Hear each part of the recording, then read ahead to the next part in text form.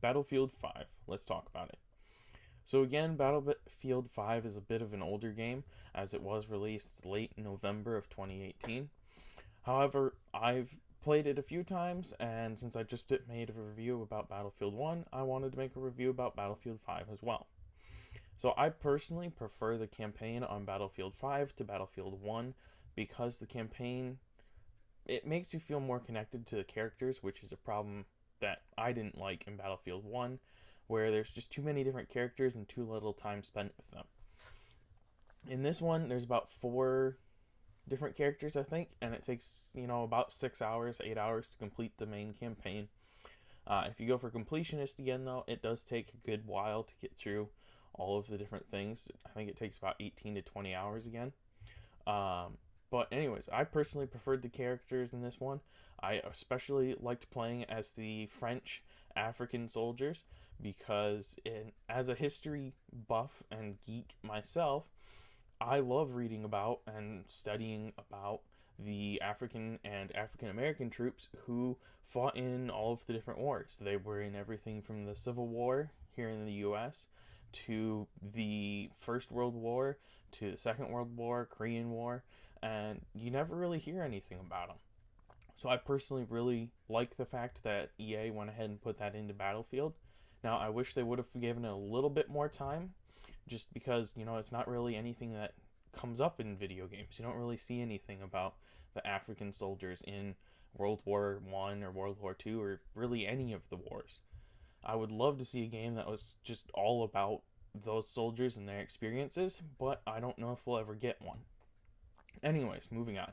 I also really liked the ability to play as the German soldiers in their Tiger tank, especially as they were going through everything that they went through and just ended up just being sick of fighting. I think that's something that doesn't really get talked about either. Is just all of the different soldiers and all of the different wars and everything getting sick of fighting and just giving up. So I think it was important to show that side of the war as well. I really like playing as the Australian soldier, the bank robber, as well. And all the other stuff with the campaign, it was just pretty smooth as far as, like the actual storytelling and everything goes. The one thing I did not like about the campaign, though, was in my experience from playing it, it felt like it was online because it kept lagging and glitching as I had spikes and drops in internet. So I didn't really like that because I'm used to just being able to like throw in a disc and play a game. Obviously, you can't really do that on current consoles, but that's kind of the way it is. But it didn't feel smooth playing through the campaign. There were some other things I didn't like, just with how the weapons worked, how shooting worked, how like enemies would notice you or not notice you. It really felt like the way the game would play out was dependent on the campaign.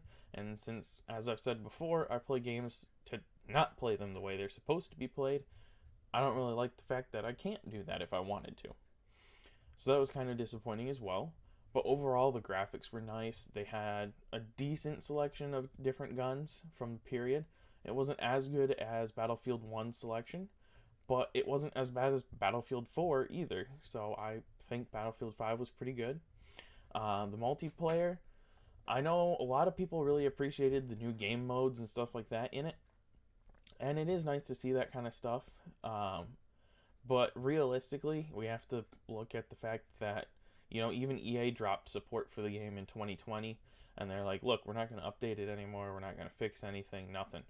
And that was only 2 years after its release. So that's kind of a sign of how the multiplayer was. But I know it was mostly a disappointment for EA because there's only like 7.3 million copies or something like that, so it's kind of a failed release. But still, to drop the support for the game that early is kind of surprising. Now, overall, I didn't really experience too many problems with it. Run into a couple of hackers, it's pretty normal. Running in, having a bunch of like lag problems on other people's servers or from my own internet connection, again, pretty normal. Most of the gameplay is pretty smooth, pretty seamless, so that was pretty enjoyable as well. But, it's just not as good as, even in my personal opinion, Battlefield 3. And I personally really enjoyed Battlefield 1's multiplayer. It just had some issues that were kind of annoying to deal with all the time, so I kind of gave up on it. So for this to not have as good of gameplay, even though it had new game modes, that was kind of disappointing as well. Now, like I said, overall, the game was a lot of fun. The graphics were pretty good. It is still enjoyable to go back and play the game again. So there is always replayability, but however, for someone who goes through and like collects everything, every time you want to go back and start the game again, you have to restart and reset your progress and all that stuff. Now, it's not too big of a problem, it's not too big of a deal. It doesn't change much in the game, but that's the way it works. And this one has 4 different difficulty modes, from easy to medium to hard and veteran, which most of the other Battlefield games have only had 3 difficulty settings, so that's a little bit newer as well.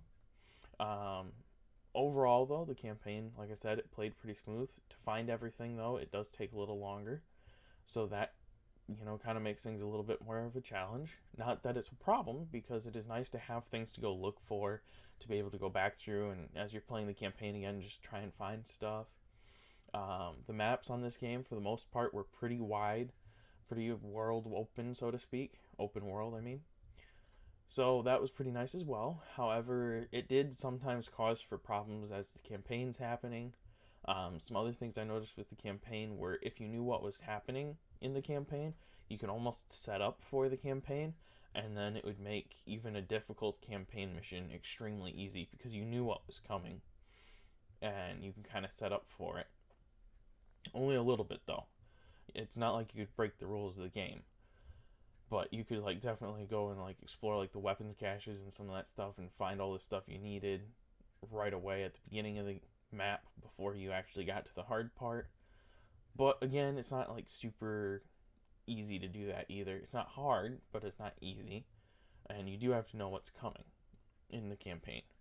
So again, the campaign was pretty smooth. I liked the open world maps. I liked the different characters, having the 4 different characters to play through. So I thought that was pretty good, pretty cool.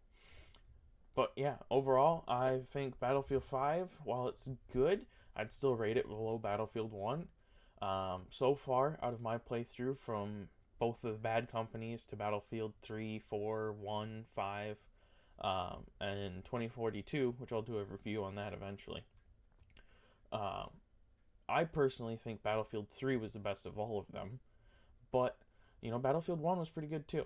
So it's kind of hard to compare Battlefield 3 to Battlefield 1 because they're completely different games. One goes for modern combat and the other goes for, World War One. So they're both kind of standalone games and you can't really put them side by side. So I think accurately saying, I'd say the two of them are pretty much tied. Battlefield 3 you can't really go back and play. I know Hardline's still up, but I don't know if Battlefield 3 is. I can't say for sure on that. Battlefield Hardline's a game all on its own as well. It was a lot of fun to play that one. But anyways, before I drone on about all the different Battlefield games, I do think Battlefield 1 was really good. I don't think Battlefield 5 was as good, but of the games that have released since, Battlefield 3, I do think Battlefield 1 was the best.